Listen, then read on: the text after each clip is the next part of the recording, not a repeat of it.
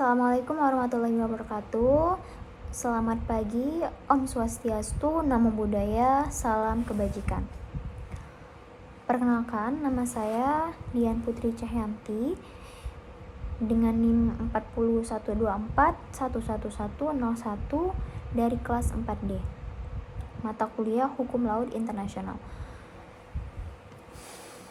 Pada kesempatan kali ini saya akan membuat video selama 10 menit durasinya, dan di dalam video tersebut saya akan menjelaskan mengenai cakupan dari hukum laut internasional dan menjawab pertanyaan yang sudah diberikan di pertemuan minggu sebelumnya. Oke, langsung saja kita ke pembahasannya. Pernahkah Anda membayangkan jika daratan memiliki pagar dan tembok perbatasan yang jelas? Bagaimana dengan lautan yang luasnya menutupi 70% planet kita? Siapakah yang berhak memiliki ikan di tengah samudra? Siapa yang berhak mengebor minyak di dasar laut yang dalam? Dan sejauh mana sebuah negara boleh mengusir kapal asing yang mendekat di pantainya? Nah, dahulu dunia berada dalam kekacauan klaim maritim.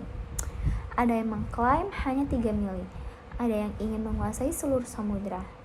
Hingga akhirnya pada tahun 1982 lahirlah UNCLOS. Ini adalah undang-undang dasarnya lautan. Di dalam diagram yang kita lihat, dunia sepakat membagi laut menjadi zona-zona hukum yang sangat spesifik. Jadi, mari kita bahas satu persatu mulai dari bibir pantai hingga ke tengah samudra luas. Bagian 1. Garis pantai dan perairan kepulauan. Segala pengukuran dimulai dari satu titik, yaitu garis pangkal. Garis ini biasanya ditarik mengikuti garis pantai saat air surut.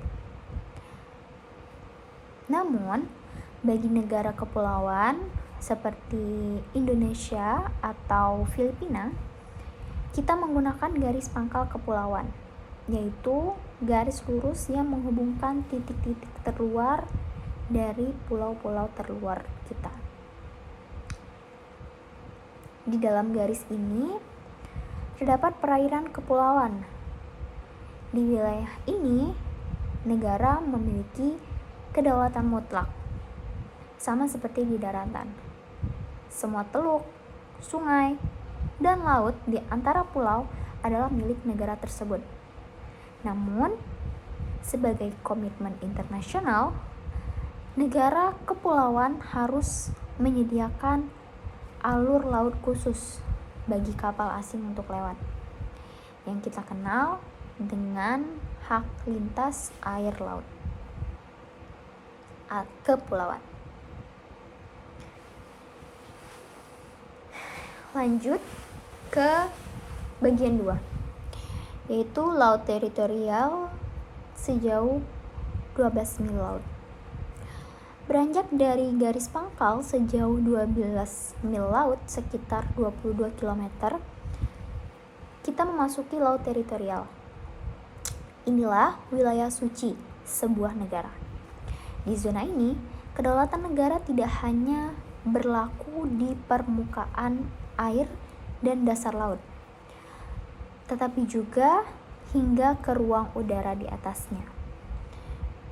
Artinya, pesawat asing tidak boleh terbang di atas laut teritorial tanpa izin. Kapal perang asing pun tidak boleh melakukan latihan militer atau kegiatan mata-mata di sini. Namun, hukum internasional mewajibkan adanya hak lintas damai. Kapal asing boleh lewat asalkan perjalanannya terus-menerus cepat dan tidak mengancam keamanan negara pantai. Begitu mereka berhenti atau melakukan aktivitas ilegal, negara pantai berhak mengambil tindakan tegas.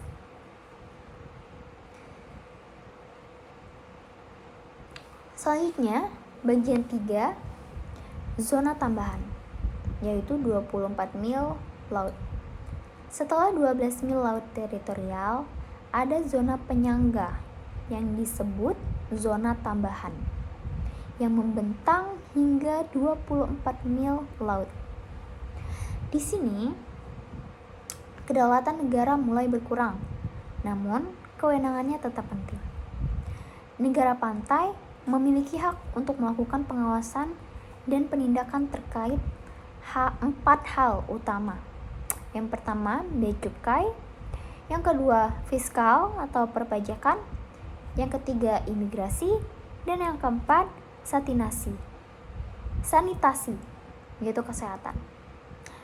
Jika ada kapal yang dicurangi, menyelundupkan barang, atau membawa imigran gelap menuju daratan, aparat penegak hukum seperti Bakamla atau Angkatan Laut melakukan pengejaran dan penangkapan di zona ini sebelum mereka masuk lebih jauh.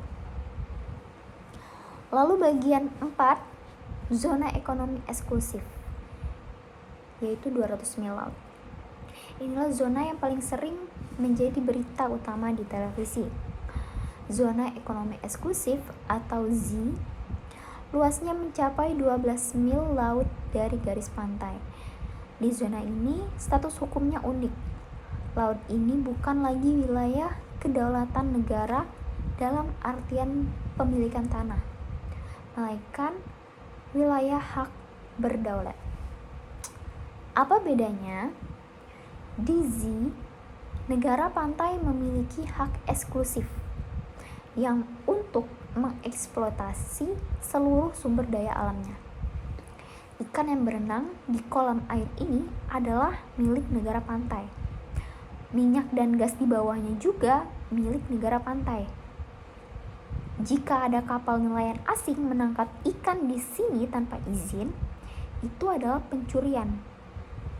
Namun, di Z, kapal-kapal dari seluruh dunia memiliki kebebasan navigasi.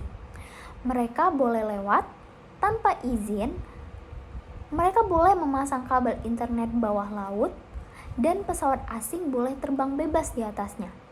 Inilah mengapa sengketa sering terjadi seperti di Laut Natuna Utara, di mana negara lain mencoba mengklaim hak ekonomi yang seharusnya milik kita. Bagian 5, landasan kontinen dan laut lepas. Jika kita melihat ke dasar laut, ada yang disebut landas kontinen. Ini adalah kelanjutan alamiah dari daratan yang kita tenggelam di bawah air. Jadi, ini adalah kelanjutan alamiah dari daratan kita yang tenggelam di bawah air. UNCLOS memberikan hak dasar sejauh 200 nm, namun jika secara geologis daratan kita memanjang lebih jauh, negara bisa mengklaim hingga 350 nm. Fokus di sini hanya pada dasar laut dan tanah di bawahnya, bukan airnya. Terakhir, di luar batas 200 mil atau batas landas kontinen, kita sampai di laut lepas. Ini adalah wilayah tak bertuan. Tidak ada satupun negara yang boleh mengklaim kedaulatannya di sini. Laut lepas adalah milik bersama umat manusia. Siapapun boleh berlayar, memancing, dan melakukan riset ilmiah di sini, asalkan untuk tujuan damai. Sedangkan dasar lautnya yang sangat dalam disebut sebagai the area, dianggap sebagai warisan bersama yang dikelola oleh lembaga PBB. Memahami pembagian zona maritim ini bukan sekedar belajar angka dan garis di peta.